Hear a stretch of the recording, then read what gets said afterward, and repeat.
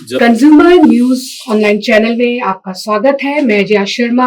आज एक बार फिर हम अपने स्टूडियो में हैं और इस खास पॉडकास्ट में हमारे साथ जुड़े हैं बेहद खास मेहमान, फूड सेफ्टी और ड्रग कंट्रोल विभाग के अतिरिक्त आयुक्त पंकज ओझा जी। पंकज जी सर, आपका बहुत बहुत स्वागत है हमारे इस मंच पे। मैं अपने दर्शकों को बताना चाहूंगी कि प्रशासनिक सेवाओं के दौरान आपने नवाचारों के बूते बहुत से रिकॉर्ड बनाए हैं, जिनमें Guinness book, Limca book, golden book और कई सारे अवार्ड शामिल हैं।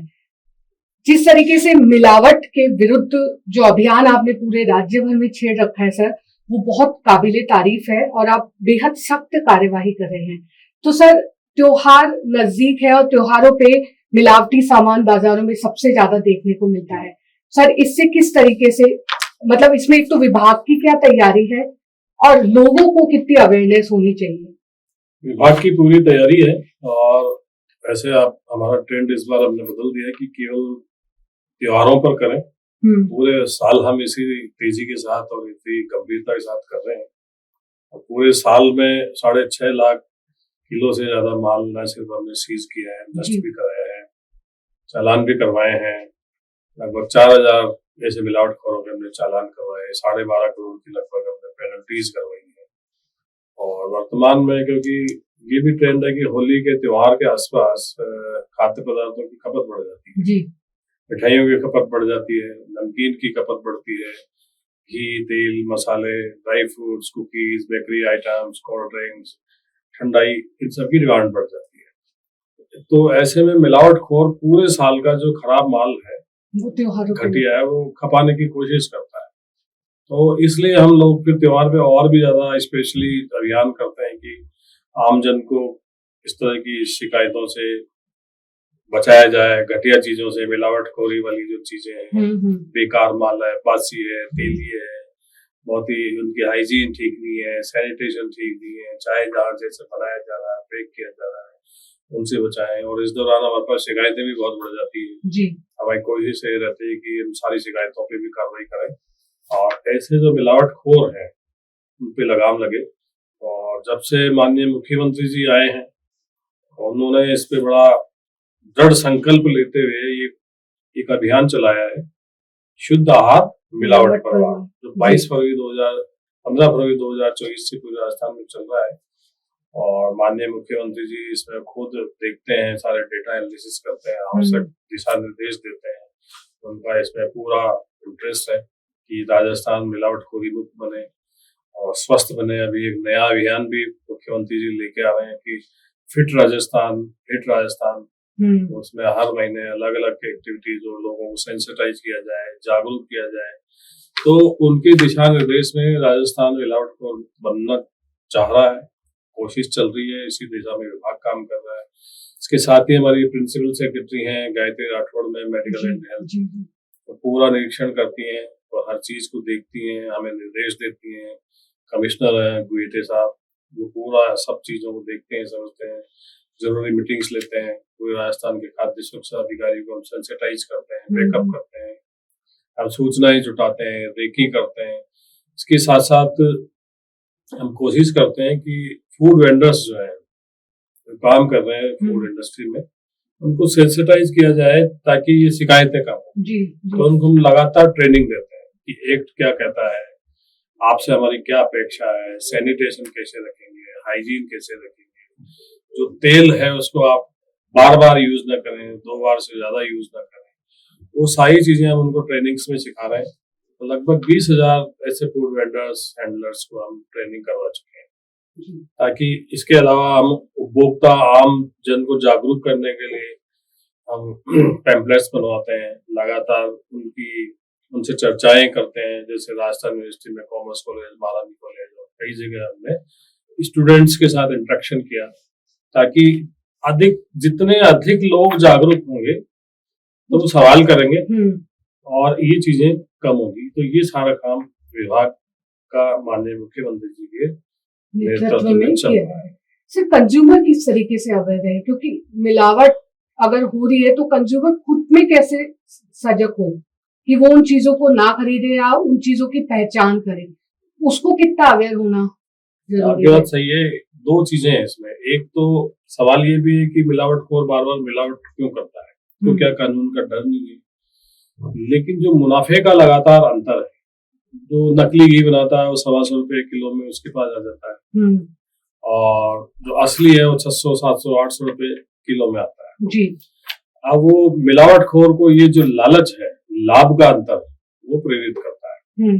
परंतु उपभोक्ता को ये चाहिए कि वो झांसे में नहीं आए। जैसे भारत सरकार लगातार आजकल रिंगटोन पे भी हम फोन करते हैं, सुनाई देता है कि पुलिस कभी भी डिजिटल अरेस्ट नहीं करती, पुलिस कभी भी ये नहीं कहती, बैंक कहते हैं कि हम ओटीपी नहीं मांगते, हम आपके खाते की सूचना नहीं मांगते, अवेयर करते हैं जी जी। इसी तरह से हम भी ग्राहकों को अवेयर कर रहे हैं और आपके चैनल के माध्यम से कहना चाहते हैं, जब भी आप सामान खरीदें सबसे पहले तो देखेंगे इसकी पैकिंग कब की गई, इसकी एक्सपायरी डेट क्या है। बिल्कुल ही आसपास की अगर एक्सपायरी डेट होगी तो निश्चित रूप से खराब हो चुका होगा, बोलेंगे घर जाके तो खराब मिलेगा, ऐसी कई घटनाक्रम हुए भी हैं।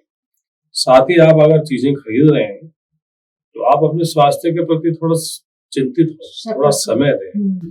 अच्छा तो यह है कि मसाले पैक्ड खरीदने के बजाय ये कॉमन सेंस की बात है कि हम पैक्ड मसाले या पैक्ड आटा लाएंगे, ये तो खराब हो जाते हैं। खराब होने से भी वो भी नुकसान पहुंचाता है। खराब होने से बचाने के लिए आटे में और मसालों में प्रिजर्वेटिव्स होंगे, तो अल्टीमेटली वो आपके लीवर, स्किन, सब चीजों को डैमेज करेंगे। आप कच्चे खरीद करके आपके आसपास में कहीं भी बहुत अच्छे बच्चे और नए स्टार्टअप आ रहे हैं तो आपके सामने पीस करके दे रहे हैं, तो महीने में 2 दिन तो हम आधा घंटा अपने स्वास्थ्य के लिए दे सकते हैं, लेकिन हम नहीं कर रहे।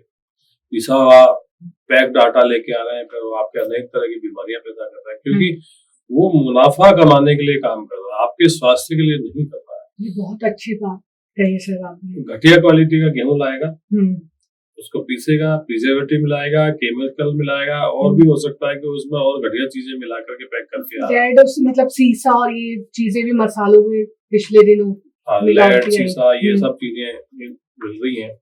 इसी तरह से कुछ परसों हमने जब रेड की थी बेसन पे, वो चने की दाल का बेसन बना रहा है, तो पहले तो वो बहुत हल्के क्वालिटी की चने की दाल लेके आए थे, उसमें भी चावल की किणकी जो भी सबसे घटिया हो सकती है, पशु आहार के काम की है, वो 20 रुपए किलो की किणकी मिला करके पैक करके एक बड़े ब्रांड नेम से वो बेच रहा है। तो अब ग्राहक की शिकायत ये रहेगी कि ये बेसन कैसा है, हम तो पैक्ड लाए थे, हम तो बहुत अच्छे क्वालिटी का लाए थे, कड़ी में स्वाद नहीं है, लड्डू में स्वाद नहीं है, खमन में स्वाद नहीं है, तो स्वाद कैसे आएगा? मिलावट है उसमें और दूसरा आटा मिला हुआ है, तो फिर आपने पैसे भी पूरे दिए, आपको क्वालिटी खराब मिली। बेहतर है हम सामान खरीदने के पहले जांचें, हाथ में लें, रब करें, टेस्ट करें, स्मेल करें, चखें। मिठाई खरीदने हम जा रहे हैं, अब होली है या दिवाली है, जब भी आप दुकान पे उतर के उसको टेस्ट तो करें कि भाई एक बार जरा टेस्ट कराइए, कब बनी, कब तक इसकी एक्सपायरी है, कब तक हम कंज्यूम कर सकते हैं जी। क्योंकि मिठाई वालों ने पहले तो एक्सपायरी डेट को हटवा दिया और बेस्ट बिफोर होना चाहिए, वो टैग उन्हें लगाना चाहिए। तो हम जांच करते हैं, नोटिस भी देते हैं, लेकिन बहुत कम लोग इसको मतलब लगा रहे हैं। बेस्ट बिफोर से कुछ भी पता नहीं लग रहा, वो उसने जो भी डेट लिख रखी है वो बनी कब तक है, सारा गड़बड़ है।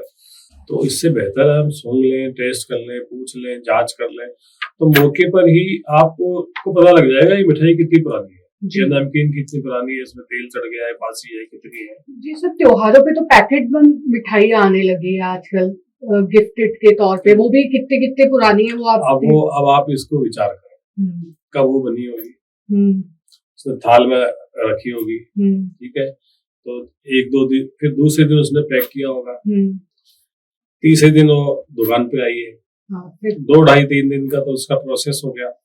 अब मिठाई को जब पैक कर दिया गया 2 दिन तो उसके पास ही हो गई है, उसको ऑक्सीजन तो मिल ही नहीं रही, तो वो अंदर से सड़ना शुरू करती है, क्योंकि वो बैक्टीरियाज के ग्रो करने के लिए उसको बहुत अच्छा वातावरण दुकानदार ने उपलब्ध करा दिया है। अब वो किसी के पास गई, उसने उसको रखा 1 दिन, फिर दूसरे दिन उसने आपको दिया, आपको समय नहीं मिला, आपने शाम को खोला, तो 4 दिन तो वैसे ही हो गए इसको पैक हुए। तब तक 4 दिन में वो पैक्ड होती हुई, आप तो महिला जानती है कि क्या हाल हुआ पूरी मिठाई। तो ये इनसे हमें बचना पड़ेगा, हम पैक्ड लाने के बजाय इसको खोल करके हमारे सामने देखिए जो आपने चखो, अपने सामने तुलवाइए, देखिए आप, जी जी। नहीं तो घर जाने के बाद अधिकतर शिकायतें हमारे पास ये है कि हम लेकर के आए थे और खोला तो घर पे खराब निकली होगा। तो ये सावधानी हमें रखनी पड़ेगी। और नमकीन में पता नहीं किस तरह का तेल वो यूज में ले रहे हैं, कुछ भी आइडिया नहीं है। बहुत ही बड़े बड़े जो ब्रांड हैं यहाँ पे, उनके भी हम गए थे और वो इतना जहरीला हो चुका था तेल, उसी तेल में बार बार तले जा रहे हैं, तो हम कोर्ट में चालान भी कराए। तो अपने आसपास के कोई ट्रस्टेड हो, आते जाते उन्हें भी टोको, भैया 2 बार से ज्यादा इसमें आप तल नहीं सकते हो, गलत कर रहे हो, काला हो गया है, ये जहर हो गया है, और इस तरह की कोई बेच रहा है, कर रहा है, क्या जरूरी है कि हम उसे खाएं? हम अपने साथ ही क्यों अत्याचार करना चाहते हैं? मत खाइए इसको। सर मैंने ये भी देखा है, जैसे कहीं पे कार्यवाही हुई है ना, उस दिन तो चलिए वहां से किसी ने नहीं खरीदा, 2-3 दिन बाद बड़े बड़े ब्रांड पे वही भीड़ होगी वहां पे, और वही लोग खरीद रहे होंगे जो पहले खरीद चुके उनसे। तो इस चीज में भी सर जागरूक, एक बार अगर उस चीज को बाइकआउट करे तो मे भी शायद आगे चीजें सही हो। ये जनता को ही करना पड़ेगा, क्योंकि जो एक्ट है वो थोड़ा सीमित है। समय होगा, आप जैसे लोग जब डिमांड उठाएंगे और FSSAI के सामने जब बात रखेंगे, बात सरकार के पास, हो सकता है कि बहुत स्ट्रिक्ट एक्शंस होने शुरू हो, तब जाकर के ये चीजें की, क्योंकि अभी एक्ट में यही प्रावधान नहीं है कि हम उसे 3 घंटे भी बंद करते हैं दुकान पर। वो हमारे जाने के बाद अपना चालू रखता है, तो आम उपभोक्ता में इम्पैक्ट जाता है कि कार्रवाई तो कोई हुई नहीं। हाँ, दुकान तो चल रही है। तो क्या सख्त चीज क्या होनी चाहिए सर? सख्त चीज ये होनी चाहिए कि जिसके यहाँ ऐसी कार्रवाई हुई है, जिसकी लेबोरेटरी रिपोर्ट उसके विपक्ष में आ गई है, या हमने देख लिया है कि बिल्कुल भयानक गंदगी में ये बना रहा है, तो पावर्स ये होने चाहिए फूड ऑफिसर्स को कि उसे चाहे 3 दिन 4 दिन सर्टेन टाइमिंग के लिए, कुछ टाइमिंग के लिए तो उसे तत्काल बंद किया जाना चाहिए। उसे नोटिस दिया जाए कि जब तक ये सारा नहीं होगा आपका ऑपरेशन बंद रहेगा। 3-4 दिन अगर दुकान बंद रहेगी तो फिर समझ आएगा। फिर क्या, थोड़ी सोशल प्रेस्टीज भी खराब होती है, तो आदमी इम्प्रूव करता है। और जब कानून का ये दबाव नहीं होता तो फिर चीजें होती नहीं। एक सर, अगर मिलावट से किसी तरह की क्षतिपूर्ति हो गई कंज्यूमर को, तो वो कैसे अपना मुआवजा पा सकता है अगर मिठाई खाने से उसकी तबीयत खराब हो गई? ये बेसिकली लीगल और कंज्यूमर कोर्ट का अफेयर है। वैसे उसके पास बिल होना चाहिए, और बिल होने के बाद में वो हमें शिकायत कर सकता है। अगर हमें वो डब्बा किया, हमने लेबोरेटरी जांच करवाई है और उसमें वो अनसेफ आया, सब स्टैंडर्ड पाई गई है, तो वो रिपोर्ट ले ले, वो ग्राहक खुद भी जांच करवा सकता है। तो वो हमारे लेबोरेटरी में दे दे, उसने रिपोर्ट ले ली, पाया गया है कि अनसेफ या सब स्टैंडर्ड है, तो जो सुसंगत कंज्यूमर एक्ट है उसमें उसको लगाना चाहिए। लगा करके और निश्चित रूप से सारा खर्चा कोर्ट उसे दिलवाएगी, ये पक्की बात है। और ऐसा जब होना शुरू हो जाएगा तो काफी चीजें बदल जाएगी। सर, आप लैब्स के बारे में बताएंगे जो वस्तुओं को निरीक्षण करती है या जांच करती है। अगर कोई आम उपभोक्ता है, अगर वो अपनी किसी खाद्य पदार्थ को लैब में लेकर आना चाहता है, तो उसका क्या प्रोसेस है और कितने लोग इस बारे में जानते हैं और आते हैं वाकई में लैब में अपना फूड चेक करवाने? काफी लोग करवाते हैं, काफी जागरूक लोग वैसे भी टेस्टिंग अपनी नॉलेज के लिए करवाते हैं। उसके बाद बिल होना चाहिए, बाकायदा पैक्ड होना चाहिए वो आइटम, और 1000 रुपए की फीस जमा होती है और उसको पूरी जांच करके रिपोर्ट दे दी जाती है।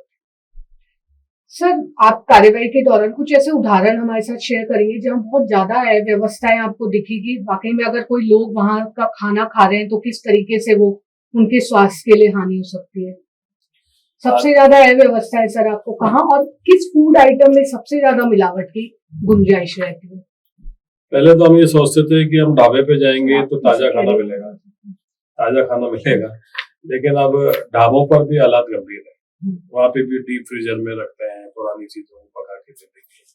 तो सबसे पहले उपभोक्ता को खाना खाने के पहले ढाबा, होटल, रेस्टोरेंट पे उससे पूछे 4 सवाल कि ये आपने कब बनाया जी, आपने ताजा बनाया है या कल का या शाम का आपने फ्राई करके दिया है।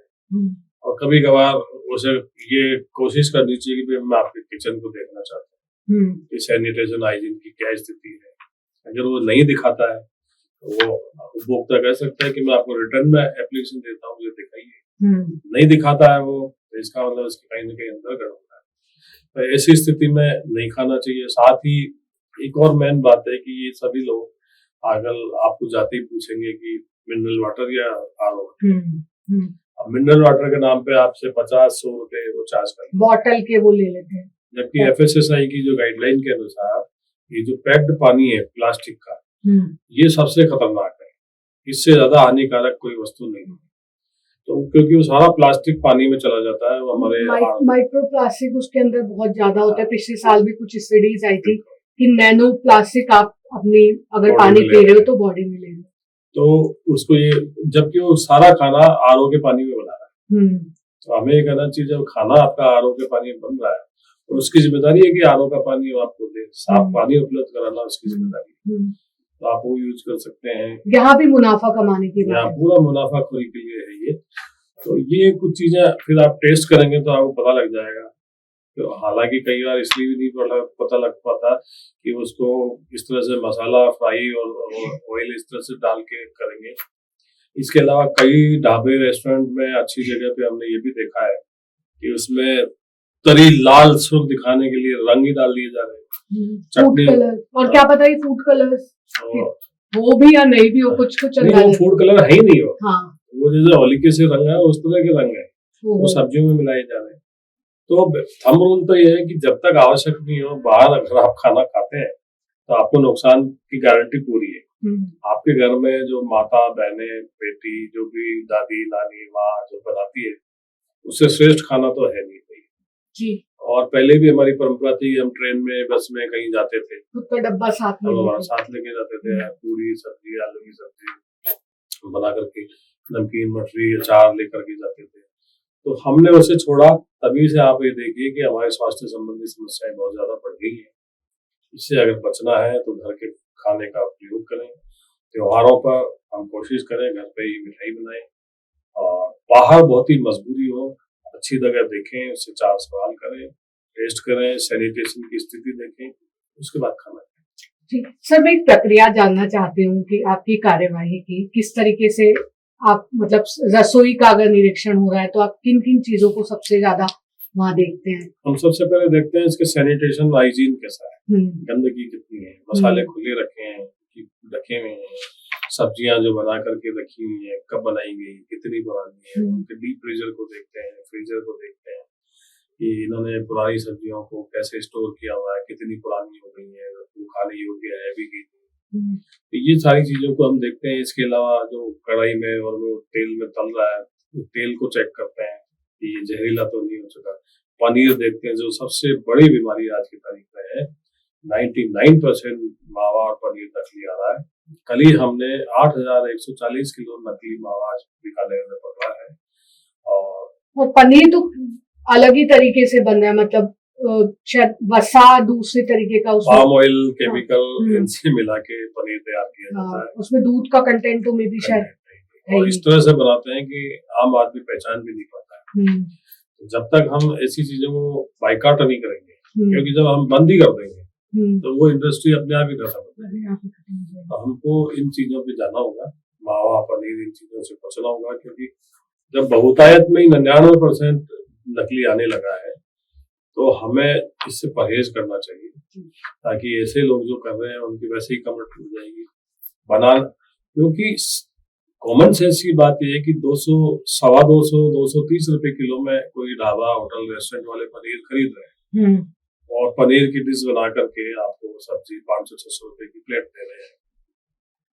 तो विचारणीय बात यह है कि पनीर 400-500 रुपए से कम की कॉस्टिंग में बन ही नहीं सकता। इतना महंगा है। और दुख की बात यह है कि इन सबको पता है, और लोगों को भी पता है ये चीज, जितना मैं समझती हूँ कि उनको भी पता है। हाँ। तो बड़े रूफटॉप होटल रेस्टोरेंट ढाबे जहाँ और मिठाई सब दुकानों पे जो पनीर है सबको पता है कि ये नकली है, इस रेट में आ नहीं सकता, फिर भी वो कर रहे हैं। तो इसका मतलब हमारी पूरी सोसाइटी दोषी। और बेहतर है कि जब सारे ही हो गए हैं हम इसे छोड़ दे खाना। बेहतर विकल्प यही है कि जो हरी सब्जियां हैं, फलों की बात करें तो फलों की हालात इतने गंभीर है कि उस पर वैक्स लगाया जा रहा है, केमिकल्स हर पुड़िया उनके साथ रख करके पकाई जा रही है। डायरेक्ट आपने कंज्यूम कर लिया तो ऐसे अनेक उदाहरण है कि आपकी डेथ हो गई, तो उन्हें फिर भी ऐसा है तो रात को ला करके पानी में डाल दें, सुबह यूज करें, तो हो सकता है वो बहुत सारा केमिकल उस पानी में चला जाए। अच्छे से धो के उनको यूज में। सर आपके काम में बहुत चुनौतियां भी आती होंगी। हाँ, चुनौतियां बहुत हैं, हाँ। लेकिन हमने इसके रास्ते निकाल लिए जी। क्योंकि प्रेशर भी आता है, कई बार लोग हाँ। फोन करते हैं, कई मिलने। मजे की बात यह है कि जो नॉन है वो सबको पता है कि ये गंदा काम कर रहा है, फिर भी उनको ये शर्म नहीं है कि हम कैसे फोन कर सकते हैं, कैसे सिफारिश कर सकते हैं। हालांकि हमारा पूरा विभाग और हमारी टीम अच्छे से काम कर रही है। हमारे पे न तो कोई पॉलिटिकल दबाव है न कुछ और है। हमारे मुख्यमंत्री जी, मंत्री जी, प्रिंसिपल सेक्रेटरी, कमिश्नर सबने फ्री हैंड दिया हुआ है, कभी कोई इंटरफेरेंस आज तक नहीं आया। और बड़े अच्छे मीडिया का सबसे बड़ी बात है, बहुत अच्छा सहयोग है, उसी वजह से ये सफल हुआ है। मीडिया ने पूरा हमेशा सहयोग दिया, हमारी जो भी कार्रवाइयों को समाज के सामने, जनता के सामने बहुत अच्छे से रखा ताकि लोग अवेयर हो सके। इस मामले में मीडिया ने अपनी पूरी जिम्मेदारी निभाई। जी सर, एक आजकल क्लाउड किचन बहुत ज्यादा हो रहा है कि ऑनलाइन सिर्फ टिक करो और आप वहां पे भेज दो खाना जहाँ से ऑर्डर आए।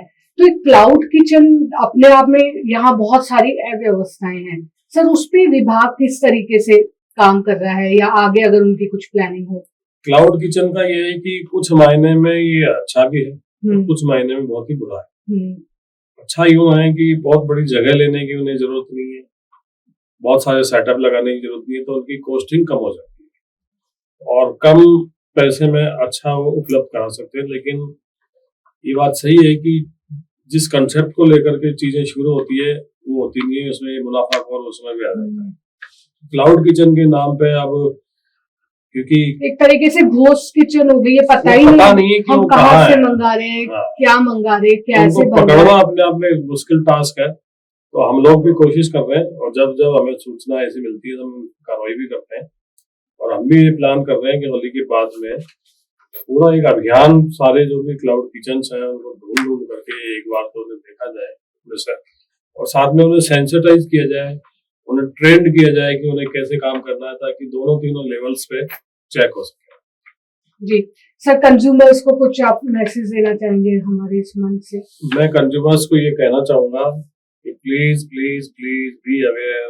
आपकी सेहत को खराब करने के लिए, आपको अस्पताल पहुंचाने के लिए पूरा एक फोकस तैयार है मिलावटखोर। तो आप जब भी कोई सामान खरीदें उसे देखें, चखें, समझें, जानें, उससे 4 सवाल करें, उसकी हाइजीन देखें, सैनिटेशन देखें और आपके मापदंड पे अगर वो खाना नहीं उतरता है तो उसे ना खरीदें, क्योंकि अल्टीमेटली फिर आपको हॉस्पिटलाइज होना पड़ेगा और फिर आप वहां भी नहीं बचेंगे, आपको नकली दवाइयों से भी 2-4 होना पड़ सकता है। और सर एक विभाग ने कुछ योजना भी चलाई कि जो मिलावट की सूचना देगा उसको कुछ अवार्ड। मुखबिर योजना में 50,000 रुपए तक की हमारे प्रावधान है कि हम उनको दे सकते हैं। तो सर इस तरह का भी कोई आए, मतलब जिन्होंने, हाँ, इस तरह के कुछ जागरूक लोगों ने हमें शिकायत दी, इस पे कार्रवाई की और उन्हें पैसे हमने दिए भी है। थैंक यू सर, बहुत बहुत धन्यवाद, आपने अपना कीमती समय निकाला और कंज्यूमर्स को अवेयर किया। Thank you sir.